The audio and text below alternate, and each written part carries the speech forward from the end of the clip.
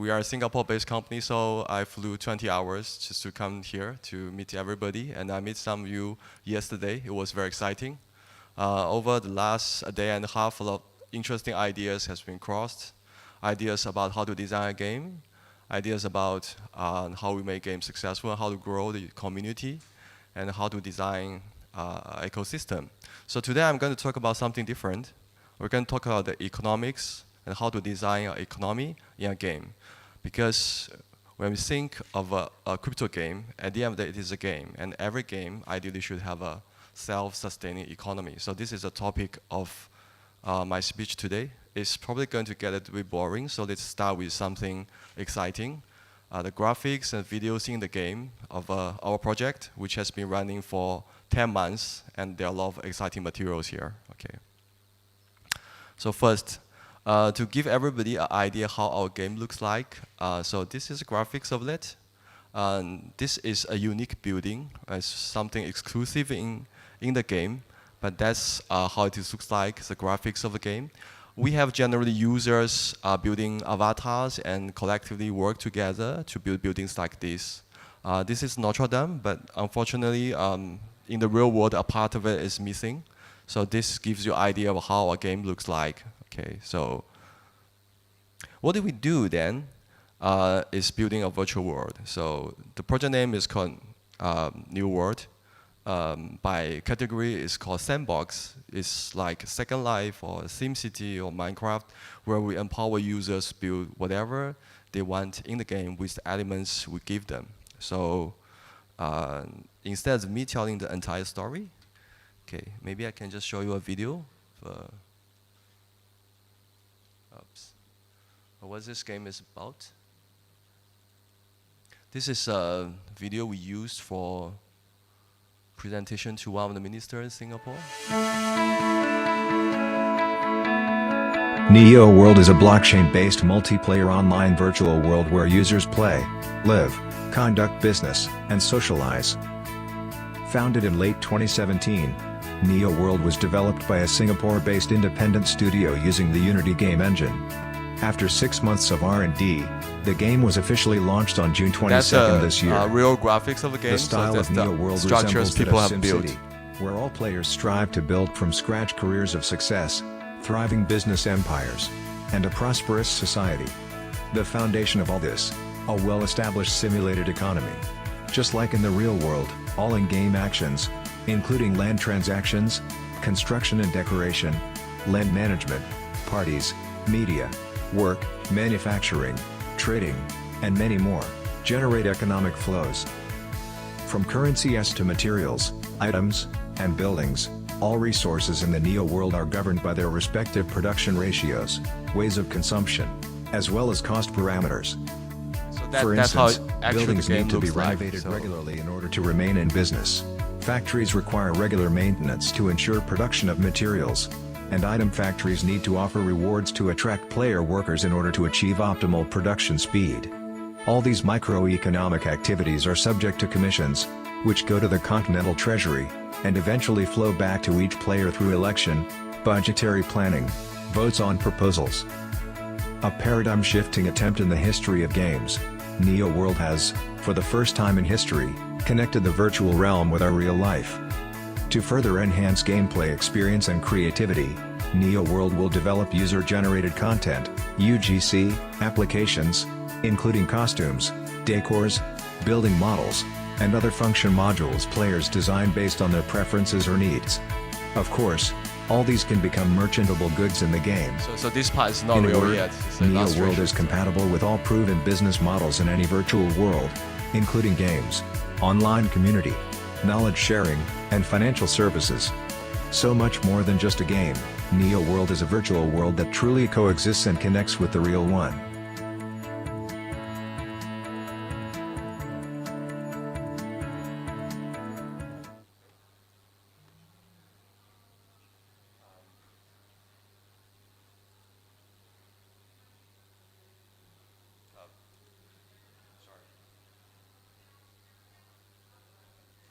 So that's so much so about the game itself. So nowadays it looks like this, where all the structures built by users.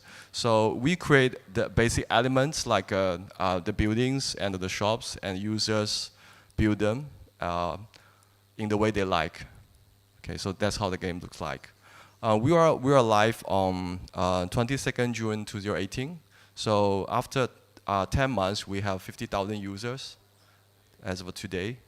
And that's how it looks like when there's a major event going on in the game. So it can be this crowded, but China is always very crowded. So, and then when we have more people in the game, people naturally form organizations. So some of the game features have to build collectively beyond one person's efforts. So people form organizations and start building things together to achieve efficiency. So we have guilds formed. We call them companies in the game, and formed naturally by players. Okay. So and these guilds or companies undertake large projects. So something like that. They build a garden, or they build an area of industrial zone for other players to further develop, or just purely have entertainment or have advertisements. And some of the projects have very complex economics behind them, so they can charge tickets for people to go in a certain area, or they have advertisements in a limited area. Nowadays, we're building islands for blockchains like Neo, for EOS, and other collaborating blockchains. So there's a very complex economic system behind all these structures. So I will explain that later with another video at this very end of the presentation, but for the time being, I'll just go through the economics here. Okay, so before that, how we as a developer makes money. So what's our business model? So first of all, unlike other games, we don't sell in-game items. We do not sell any items with special effects. We don't sell non-fungible tokens. We just don't sell anything like traditional game or like any crypto game. Instead, we charge 1% on the transactions that's taking place in the virtual world. So it's like a tax in the virtual world. So we're trying to, for the purpose of having a 1% tax, we're trying to maximize the transactions in the virtual world so that we can maximize our taxation. And to do that, we also need to facilitate a free market. So basically, that's our business model. So we survive on taxation, which is very similar to Second Life or other virtual world games at the very beginning.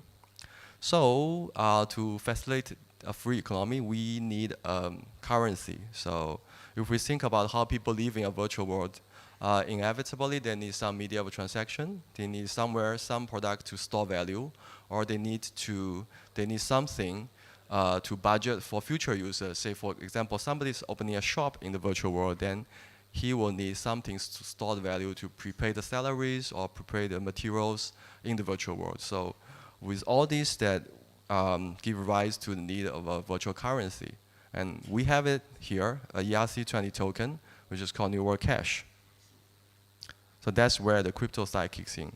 Before we choose ERC20 as a currency, from an economic perspective, there are a few choices. We can just use a stable coin, like USDT or any other currency that serve the same purpose as a medium of transaction.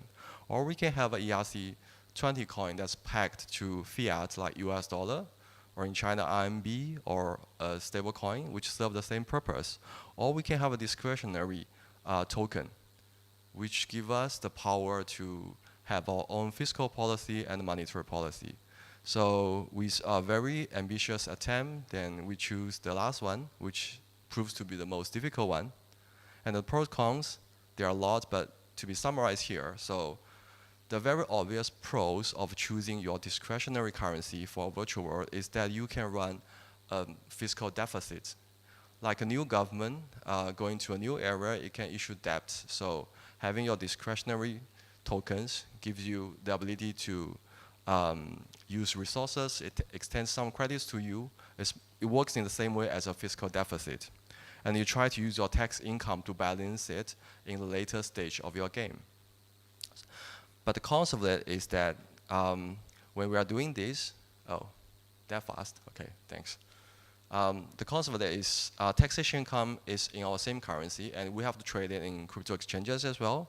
So our operational costs are incurred in fiat, so there might not be always an occasion for us to trade our currencies. So these are the obvious pros and cons, but we have nonetheless made the choice. Okay. Next question is, if we decided to use our discretionary currency, then what should be the right level of monetary supply? So a lot of people do not think this is an issue. Most of the companies we have discussed in the past doing similar games, they have a very vague idea about what's the right level. Or some companies even think that the more the merrier, because that they treat them as income. For us, we think monetary supply in a virtual economy is the debt of the operator. It's like a government. When a government issues currency, it's a debt. Okay, so we use the same principle of managing currency in an economy, like in a real economy. And MV equals to PT is the official formula that balances fiscal and monetary policy. So basically, so without going into details about this, so basically it says the level of monetary supply should equal to the level of business activities in a real economy. When we come to a virtual economy, level of crypto supply, in this sense, should be enough for the level of value generating in the virtual world. That would mean that if there are this much of people generating business value in this virtual world, then you should just make sure the monetary level of supply is enough for all these people to have transactions and live in the world virtually. So that's the basic idea. Fisher formula is an economic formula where you can just Wikipedia it. There's a lot of explanations on the principle of it. Okay, so this is even more confusing. That's how we practice. That's what we practice in our game. So we monitor the token supply of our token by this formula, which is just a manipulation of the formula, of the official formula. So essentially it says if there are T number of transactions that generate value in the virtual world, like for example advertisement, and advertisement is priced like P in US dollar terms, we should just supply the right amount of currency with this value divided by our token price. V here is we assume a constant, is how fast the monetary supply churns in our virtual economy. So most of the time, we assume this is a constant. In any sense, again, without going into details about this formula, so we're just trying to say that there's a scientific way of monitoring monetary supply in a virtual world, where it should make sense economically, and it should control inflation or balance inflation and unemployment in a virtual world. For those who are interested, you can talk to me privately about the details of this. Yeah. Okay, so then some of you may ask, so when we talk about the values we generate in virtual world, what are they? So advertisements, cross-sourcing projects, ideally, or just paid services like entertainments in the game. But ideally, we wish users to generate contents and sell to another user. That's what Minecraft is doing. That's what a lot of other sandbox projects are doing. How much time do I have? Okay, sorry, yeah. Okay, so our goal for building a virtual world for this project is to make sure everybody could generate some contents and sell to another person, instead of the producer of the game creating contents all the time to satisfy the users. So we're trying to have a user-generated platform with a virtual currency that gives you a virtual economy. We are also working with large blockchain companies to have a large island like NeoWorld. You can find people from Neo in this conference as well. So we have a project working together. Essentially, we are using their blockchain technology, their currency, with our game to form a large area in the game so that more community members from different blockchains could come together and exchange ideas and have virtual lives in the same space. Okay. We are also trying with one of our studio to build a Minecraft-like editorial interface where you can build something with the very small blocks design a tower or weapon or whatever that you like in your own space and show that to others. So these are the efforts we are trying, but in any sense, we are trying to generate contents from the user side, and we try to have a free marketplace for other users to buy and sell them. Okay.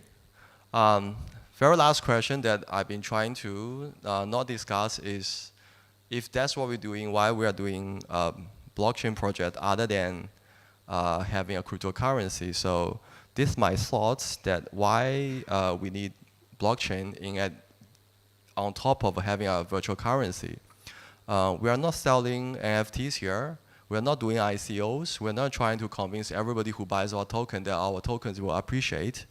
But we do still need blockchains for some other purposes. So first of all, if you run a virtual economy or real economy, people would naturally like to have some transparency of the government budget. So we could potentially put that on chain, and we are working on that step by step. So that gives you transparency as an economic operator. Second part of it is, if users do trust us by playing our game, they do not necessarily trust another user. So we create tools to facilitate tradings, especially long-term tradings like a future contract between users. This works very much like ICO in the game. So you have a mechanism where you can put something and deliver something in future. So without using the developer's credibility, you can have contracts signed within the game between two users. We are working on that as well. So the last one, we are running a very democratic process in our game. We have users to vote for a lot of things in the game. So this could be potentially on-chain with the help of a new and other blockchains technologies. So we have a voting process which is truly real-time, on the chain, and transparent to everybody. Okay, so our website is NeoWorld.io.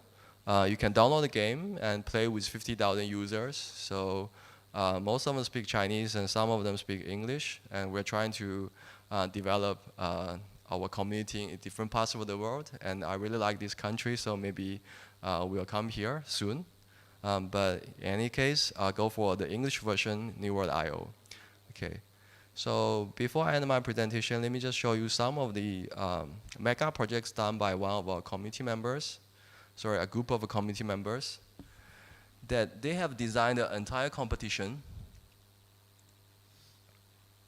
and they sell the tickets and have top prices and media coverage for this competition. Okay.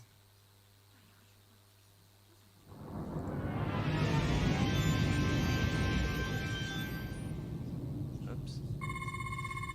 Where's my mouse?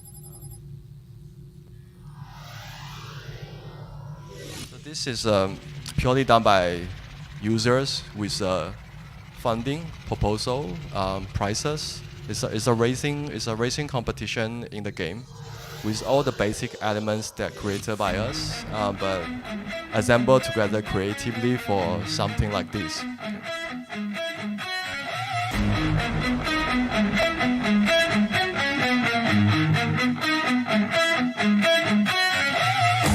This is the blast off, time to blow this up. So best you run for cover, we about to hit self-destruct. Got all my people with me, and none of us give a fuck. So put them hands up higher, let's smash this party up. So put them hands up higher, so put them hands up higher. So put them hands up higher, let's smash this party up. So put them hands up higher, so put them hands up higher. So put them hands up higher. Let's smash this party. Okay, we walk off in it, bitch. Ballin' in it, bitch. Okay. Hopping out of Lambos and Ferraris in it, bitch. Popping bottle with a thick red supermodel, bitch. They may talk a lot of that, but they can't do a lot of it. Aight, Rico told me turn the lights on, so I grabbed the Audemars, threw the ice on. I'm a big dog, got him pissed off. A lot of nigga rapping, ain't nothing near raw. Hey, look at T.I. Ballin' in the V.I. Bunch of bad bitches with her looking like a Leo. We just pull up, hop out, go in, show out. Got a whole bar, pop bottles, go hard, nigga.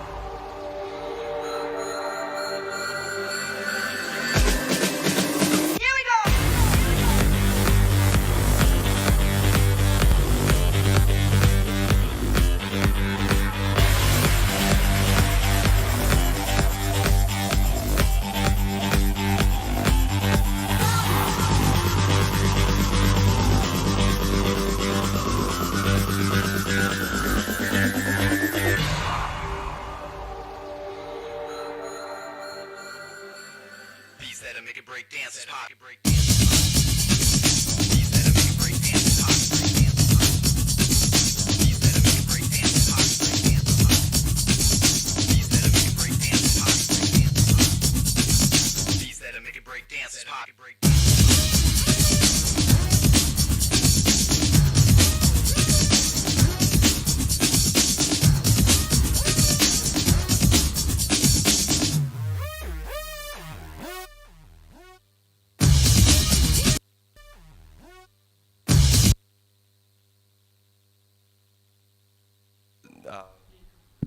So that's the idea of our game, and the track is still in the game. Now we have cars in the game. If somebody want to test it out, then you can still go inside the game and drive the car there. It's much more exciting. Okay, so ladies and gentlemen, this is about NeoWorld, and thank you.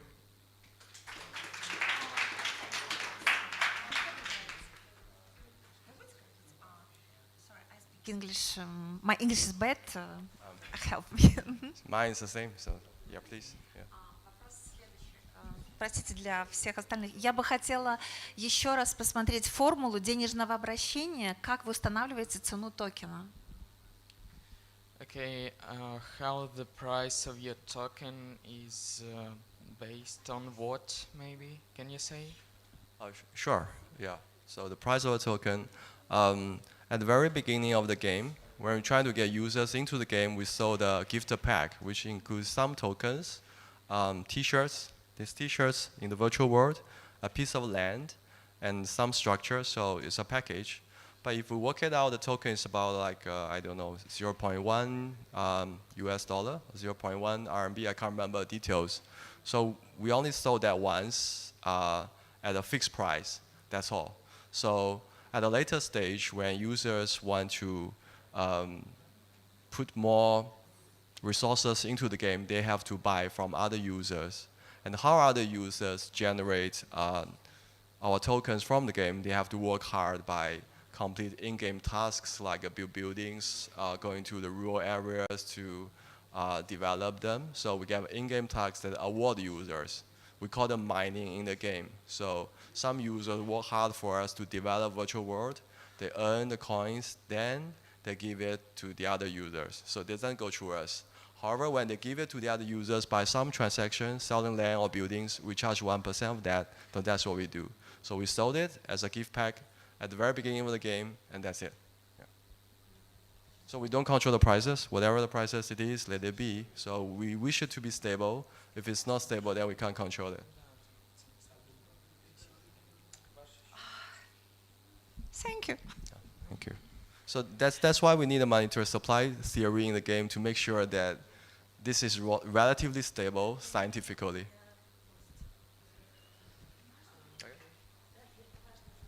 Hi. Hi, my name is Andrew. Thank you for your speech. I would like to ask you, why did you choose like a first-person 3D world? Because I'm really wondering, because all the world is on mobile. It's like more efficient in like making worlds, rendering. It's less. You don't need any computer. So basically, you can even make it on Android, and for like teenager, it would be easier. And for example, for such growing countries, I don't know, as Indonesia, they never had PCs, so or Africa. How do I move this back? So there are some slides back. Yeah, that's a valid question. So when we about a year ago, it's slightly more than that. When we're trying to decide what should we do as a game, like that has nothing to do with cryptocurrency, but rather virtual world.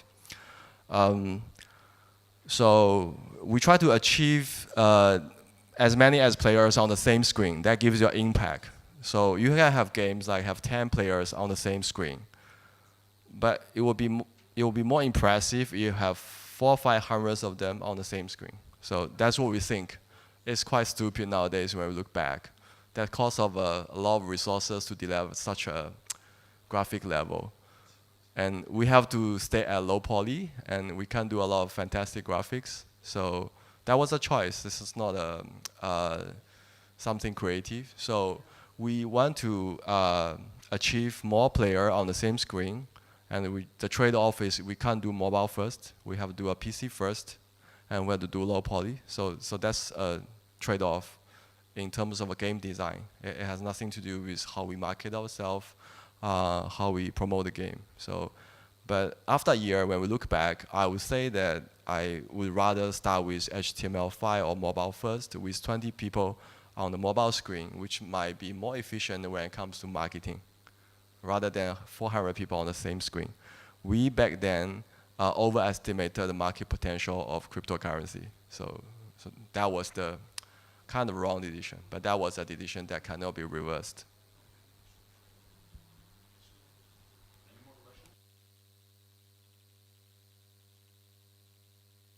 Thank you for your amazing presentation. It was really interesting. I'll probably try joining if it's possible for someone Of from course, abroad. thank you. Yes, and my question, I have a few questions, maybe the easiest one. Usually user-generated worlds look very, how to say, multicolored and like a mess, okay? And as I can see, NeoWorld looks very uniform, I would say. Even a lot of players aren't even changing their clothes, like they are all black and white, most of them. Is it, what is the reason for it? Okay, so now, first of all, we allow users to generate content at 2 levels. Whatever you see nowadays is designed by our designers, but we do accept users' inputs. So they get emailed us, the Maya files or 3D Max files. So we look at it, we make sure they have the polygon same as us, so it's low poly, and at the end of the day, it looks the same. We make sure it looks the same. It's manually edited. We find that not very efficient, but it works well, but that's not very efficient. Now we have 50,000 users, but if we scale to 5 million users, then we do not have resources to do that manually. So as a game design, we're trying to have an editorial space where users could build something first with the basic blocks like Minecraft blocks, and then you will have a mass of something that designed by users. Then we allow users to charge a price in their private area, in their own land. We only allow those with a lot of audience to be made to the entire world. So that's the mechanism. We allow users design first, then we see whether it makes sense commercially, then we accept them at a more general level. So that's the game design of it. And the follow-up, and how are you planning to develop it further? Will there be more user-generated content or more selected content? So ideally, we'll try to make sure 100% of the contents, in the very far future, we'll try to make sure 100% of the contents are generated by users. Even the rules of the game should be voted. Remember that we have a voting system. Should be voted and decided by users, even including the 1% taxation. If the users think we are not doing our job as developers, they should reduce our fees, right? Okay, so UGC is the direction for this project. We'll reduce our involvement gradually, but there are some efforts that cannot be done by users, like doing a mobile version, HTML5 version, or Mac version, so that has to be undertaken by us. But soon after that, we'll make sure everything is more or less done by users. So contents, 100% should be from the community and our players. I see. Thank you. Thank you.